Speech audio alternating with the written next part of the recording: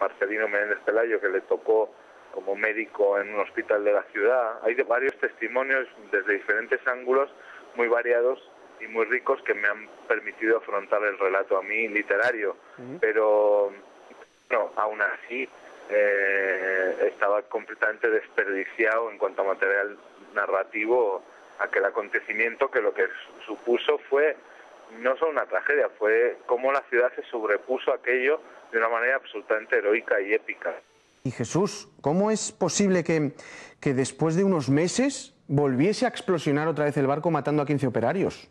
Bueno, pues eso fue parte de la irresponsabilidad de los poderes públicos, de la gente como la naviera, que no tuvo pues la valentía de afrontar el problema, y la incertidumbre, las dudas de cómo eliminar todo el cargamento del que quedaban restos. Perdón, y bueno, Jesús. fue una sucesión. Sí. Nada, que hemos tenido un pequeño error, volvemos a empezar otra vez desde aquí, ¿vale? Vale, vale. Venga, perdona, gracias. A ver, compañeros, cuando queráis.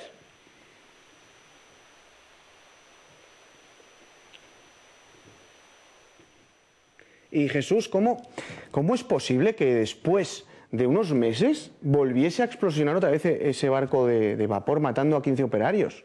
Bueno, pues es lo que nadie se explica muy bien. Fue una cadena de errores, de responsabilidades y de decisiones mal tomadas, que en aquella época, bueno, pues tampoco había tantos controles y tanta exigencia de la sociedad civil para que no pasaran esas cosas, ¿no? Pero que lo que produjo asombrosamente para la ciudad, y con el miedo y la incertidumbre que ello provoca, pues otra explosión que se llevó a otras 15 personas por delante, hasta que ya decidieron arrasar con el barco y hundirlo y explosionarlo, pero para lo que hizo falta evacuar la ciudad, ¿no? Para que había un miedo tal y un temor a que se triplicara de nuevo la tragedia, que decidieron evacuar a todo el mundo para explosionarlo a gusto y acabar con el problema de Tajo, ¿no? Así comienza Ahogada en llamas.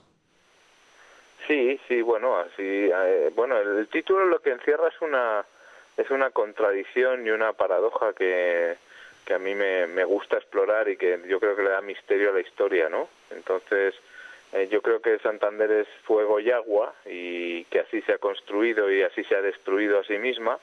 Y bueno, pues en esa contradicción vive, se mueve, pendiente de los elementos del viento, de la lluvia, ¿no? De esas cosas, ¿no? Los 4 elementos, es verdad. ¿Cómo sigue la historia? Bueno, después de eso, lo que es mucho lujo, mucho amor, mucha fiesta, ¿no? Pero es la historia de tres hermanos y un padre que quedan marcados por aquella tragedia, y que, bueno, pues desarrollan su existencia y su vida pues de manera completamente dispar, con sus problemas, con sus relaciones cainitas, con sus venganzas, con sus amores, y a esa familia llega después de la catástrofe 2 mujeres, porque el marido, Diego Martín, el patriarca, se vuelve a casar con una mujer, y una hija en edad, bueno, de riesgo, porque es adolescente y hay chicos adolescentes en la casa, y bueno, eso genera una especie de tensiones, de problemas y de hormonas desbocadas que marca toda su vida también, ¿no?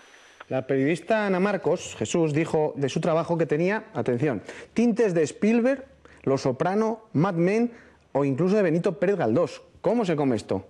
Bueno, pues es un ejemplo de lo que yo defiendo siempre, que es la marca de nuestra época, ¿no? Que es una época absolutamente ecléctica, donde todos bebemos de fuentes que nos han marcado, absolutamente diferentes, y no nos avergonzamos de ser tocados o influenciados por según qué cosas que nos gustan, ¿no? Entonces yo he utilizado para narrar Ahogada en llamas un armamento, una especie de armazón decimonónica que viene de las novelas de Clarín, de Galdós, que también es un personaje de la novela, y lo he mezclado pues con influencias propias del siglo XXI, porque en la forma y en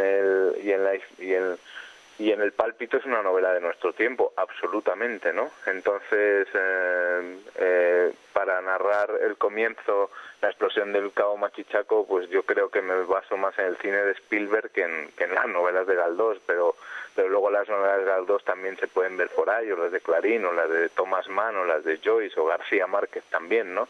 Son muchísimas influencias que me han conformado y que me han influido, y que me han llevado a escribir un libro que yo creo que no se parece a ninguno en ese sentido, ¿no?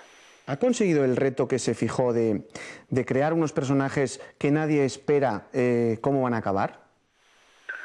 Sí, eso era una obsesión. Yo odio la linealidad, ¿no? y lo previsible.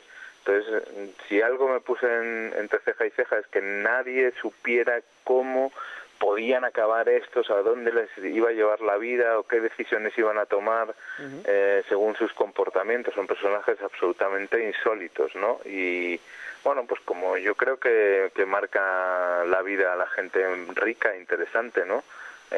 Lo previsible, sobre todo en la ficción, es algo que yo, vamos, deploro. Entonces, yo no querría leer libros de los que más o menos me puedo imaginar el final. A mí me gusta que los escritores me lleven de una página a otra de una manera casi ansiosa, ¿no? Y que me arranquen horas de sueño y que me obsesionen y que me hagan volver a los libros de una manera casi enfermiza, ¿no? ¿Se ha fijado en alguien a la hora de crear a esa familia Martín? ¿Que si me he fijado en alguien? No, bueno, en alguien y en todo el mundo, ¿no? O sea, que te fijas en sagas, ¿no? Te fijas en cosas que puedes ver desde El Padrino, que a mí me fascina, hasta cosas que de tu propia familia, ¿no? Yo creo que las mujeres, por ejemplo, hablan como en los libros de Álvaro Pombo, pero que en los libros de Álvaro Pombo yo lo que me he fijado es que hablan exactamente igual que hablaban mis tías por parte de padre o por parte de madre cuando pasábamos tardes y tardes escuchando historias fascinantes, ¿no? de sus bocas. Yo creo que ahí hay también una tradición oral muy cuidada, ¿no? Que me ha marcado muchísimo en la vida. Jesús, ¿por qué quiere que conozcamos su Santander natal a través de su novela? Porque podemos conocerlo. Sí, bueno, puede ser una guía de la ciudad, pues como es El Padrino. El Padrino no es una historia sobre la mafia o sobre el crimen organizado, es una historia también sobre la historia de Estados Unidos o se puede leer como un libro shakespeariano, ¿no?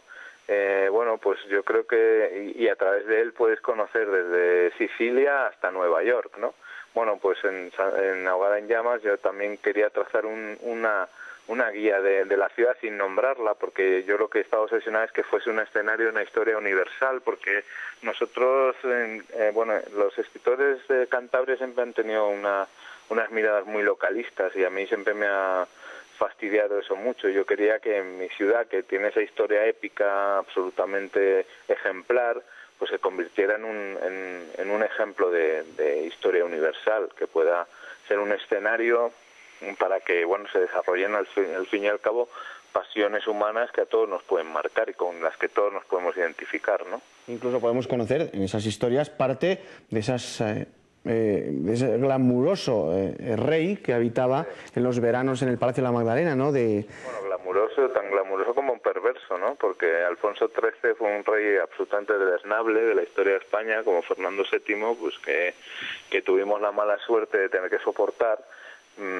y que ejercía el derecho de pernada de una manera absolutamente vil, ¿no? Entonces, yo creo que su paso por la ciudad siempre se ha contado de una manera glamurosa, pero yo creo que tenía un lado oscuro tremendo que toda la ciudad conocía y que, qué oportunidad más estupenda para contarla o novelarla en Ahogada en Llamas, ¿no? Cómo ejercía esa humillación sobre el servicio, ese abuso de poder, ¿no? Sobre las doncellas que servían en palacio, etcétera, ¿no? Que es una cosa tan, tan real como deplorable. Y ya para terminar, antes he hablado de que esta novela bien podría haber sido época totalmente actual, con esos personajes glamurosos. ¿Hoy los protagonistas serían la nietísima y el señor Campos, por ejemplo? Que también han quedado para allí. Lo que pasa es que no tienen nada de reales, ¿no? De realeza, porque la nietísima es nietísima por obra y gracia de un usurpador de la voluntad popular, ¿no? Por un golpista, ¿no? Entonces no tiene nada que ver, vamos, ni nada de lo que nos podamos sentir orgullosos los santanderinos. Bueno, es una mujer muy respetable y muy simpática y tal, pero bueno, no precisamente por sus antecedentes genéticos. Bueno, pues Jesús, que sea un éxito esta quinta novela suya, no hay quinta mala, dice el dicho. Gracias por estar con nosotros y nada, que cuando quiera, aquí estamos. Muchísimas gracias a vosotros por acordaros y llamarme. Gracias. Gracias, Jesús. Jesús Ruiz Mantilla, escritor de este último trabajo, ya más de la editorial Planeta. Gracias, y nosotros nos vamos a la publicidad porque tenemos a Sergio, que hoy nos habla de dos películas, una en lanzamiento en DVD y otra en lanzamiento en la gran pantalla. Hasta ahora.